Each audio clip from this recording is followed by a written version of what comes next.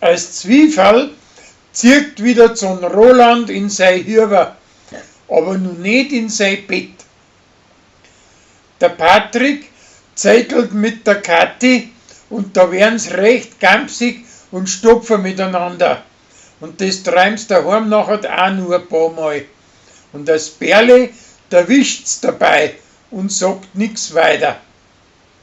Weil's aber keine gescheite Liebschaft nicht ist, lassen sie es wieder bleiben. Der Gerstl wird von Flori angesteckt, dass er am Blechtrottel gegen ein Drachen spielt.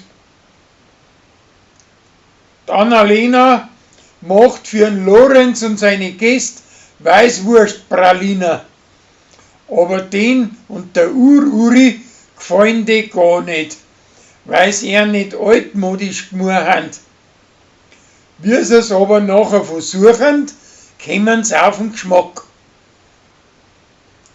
Der Pauli kommt sich für, als wäre er größer und möchte jetzt Paul heißen. Aber da kriegt er einen Haufen Scherereien und drum lässt es wieder bleiben.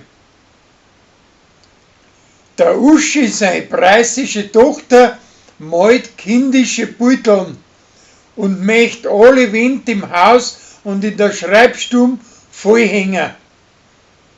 Schließlich hängt es aber nachher schön in seiner Kinderstube auf. Der Flori muss auf sein ledigen Schratzen aufschauen und tut sich recht runter, weil der so kreislig heizt, und rennt mit ihm ins Spital und zum Zwiefel, aber in Wirklichkeit feit's nicht gar so weit. Die Annalena muss für die Wirtsleute einer Hochzeit etwas Besonderes finden, wo's die Leute damit unterhalten kann. Und der Gerstl schlägt vor, dass die Leute als Fegeln Maschkara gingen.